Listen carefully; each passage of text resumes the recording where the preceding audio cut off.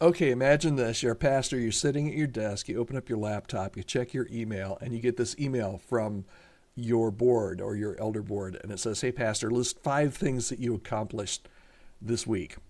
All right. What how would you respond to that? Would you roll your eyes, feel like they don't really get what ministry is, or would you maybe take it as, okay, this is a fair request?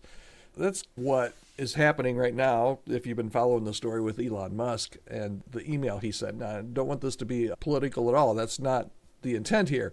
What I want to do is talk about how you would respond if this happened to you as a pastor.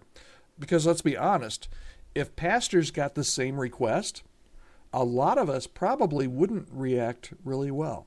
And here's why. Because a lot of pastors, and you may disagree with me here. I'd love to hear in the comments if you disagree with me here. A lot of pastors feel like they're being held accountable, but there's really not a whole lot of accountability there. You're probably more used to leading and not used to answering to others. Some almost see themselves as more independent contractors than employees. And let's be honest, a lot of churches don't have any real accountability in place at all. So today we're going to dive into why this question would maybe rub some pastors the wrong way. And really what I want to talk about is what healthy accountability should look like in ministry. Okay? So why would some pastors hate this email? Okay? Many pastors and church staff just like being in control, but do not like being controlled. At least that's how they would view this. So here's maybe why this email would set some off. You might not say that I would think like this, but I bet you know somebody who's a pastor that has. And they think, okay, look, if they got this email, right? Hey, I'm the professional here, okay? I went to seminary. I know how ministries work. My board doesn't get it. So really, why are they asking this, and why should I even answer this email? Some might say, I view myself as I'm the leader, right? I'm more of an independent contractor than an employee, okay?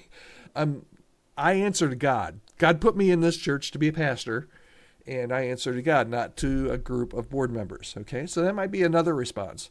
Another person might say, accountability? What's that all about? In many churches, pastors just don't experience real accountability. CEOs, employees with performance reviews, many churches and many pastors don't ever get a performance review. Many pastors, and you might disagree, but I've known a good number of them, many pastors, some pastors anyway, let me say that. Some pastors have near total autonomy when it comes to at least their day-to-day and where they're headed, how they spend their time, and what they're doing. Okay? And then the other reason that if you got this email, or if a pastor got this email, they might say, this does not make me happy, is they're questioning, hey, is this a setup? If you're a pastor and you're not used to these types of questions or regularly talking with your board or being held accountable about what's happening, what's going well, what's not going well, how they can help, how you can help, and then all of a sudden, out of nowhere, kind of like what happened with this Elon email, all of a sudden you're asked to list all these weekly accomplishments. What are you going to think? Obviously, you're going to think, why do they want to know this? And are they just trying to find some reason to push me out the door? I remember when I was on staff at a church, I was a worship pastor, and every month we had to write our monthly report. And I think that's common, maybe not as common as it used to be 20 or 25 years ago, but we used to do a monthly report. And one of the questions was, list some things that you did or some accomplishments or things to celebrate. I always hated that because I felt like this is like micromanagement. Why are you asking me that? Are you looking for some reason to push, right? So that can be a kind of a go-to. I don't know if it is for you, but I know it could have been for me at one point. So what's the bottom line here? Pastors who've never really had to give an account for their time and decisions will see this email as a threat, not a tool. Okay? And that's what I think is happening in the broader story of things here outside of the church. Okay, so that's maybe how some of the negative reactions and why some pastors would have negative reactions. Why would some pastors actually like this type of an email and kind of, yeah, bring it on. I welcome this challenge.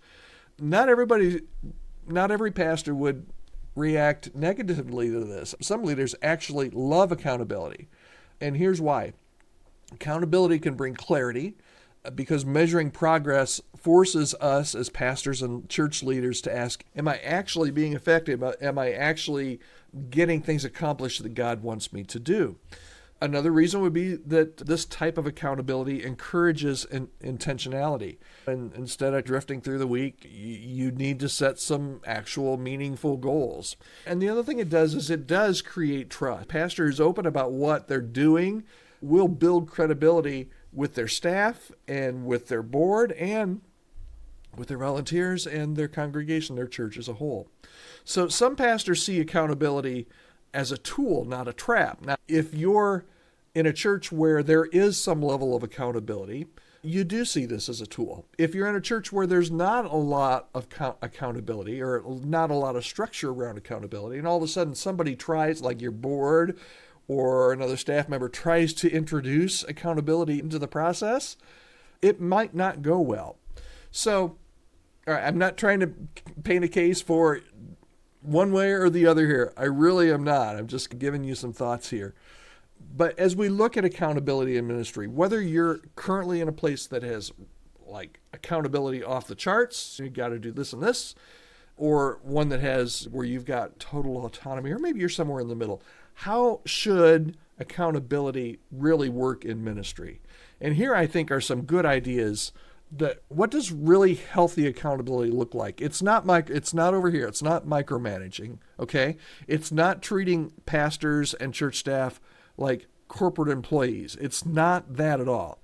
Instead, here are some things I think accountability and how it's baked into your church and to your church's DNA, how this should be implemented. Okay, first of all, it needs to be biblically based, okay? Jesus sent out his disciples in pairs, okay? Paul reported to the apostles. Ministry is meant to be done in community, and I know community is probably one of the most overused words in churches these days, but biblical ministry does need to be done in community, and accountability does need to be biblically based. And it should also be not just biblically based, but it should be responsibility driven, relationship driven, okay? Any accountability should come from trusted leaders who genuinely care about the pastor or the church staff person's well-being, not from a suspicious board looking for reasons to fire somebody. As soon as you have accountability trying to be put into place by a suspicious board, there's going to be pushback from the leader. I totally get that. Okay, so biblically based should be relationship driven, and it should be focused on faithfulness, not just numbers. Okay, so maybe instead of measuring things like attendance and offerings, maybe accountability numbers are important. Okay, but instead of just going with butts and bucks, maybe you should measure more impact things. How are people growing into their faith? How is the church reaching the community? And then it should be built on trust. When a pastor knows their leadership team supports them, accountability becomes a partnership, not a power struggle. Okay? If there's trust there, accountability is welcomed rather than run away from. Okay? So, just for instance, let's imagine if a church board asked and they said, Pastor, where did you see God move this past week? That's totally different than saying, Pastor, write down 5 things you did last week. Okay? What if this was the question? How can we help you be more effective? Where do you feel stuck, Pastor? Now, that's accountability, I think, that's done right. Okay? So, let's settle this in the comments. Okay? If you are a pastor or serve on a church staff and you got this email, just given where you are, how would you feel about it? Would you see this as a helpful challenge or as an overreach? Let's talk in the comments. Hey, if there's any way that I can help you and your church, maybe you're dealing with these issues of accountability. Maybe you're a board member. What should we hold our staff accountable to? Maybe you're a senior pastor or you're a church staff person and you're looking at this saying, how can I help people on my team, my board, my staff, my church, how can I help them with this relational accountability? Because I think it's really important. If you need any help in that, you can always reach out to me anytime, podcast@chemistrystaffing.com. So I hope that you have heard my words today in the tone that they were given. I do not think all pastors are power mongers. I do not think all pastors skirt from authority.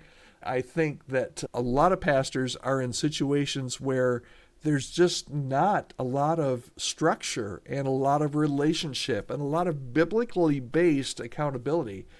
And a lot of times, and I've seen it happen so many times, when churches don't have that kind of biblical accountability and then someone tries to inject it, things can blow up really quickly. If there's any way I can help, reach out to me, podcast@chemistrystaffing.com. Love to hear your comments in the comments section as well. And I hope, as always, that you have a great day in ministry. Can you believe we get to do this? It's awesome.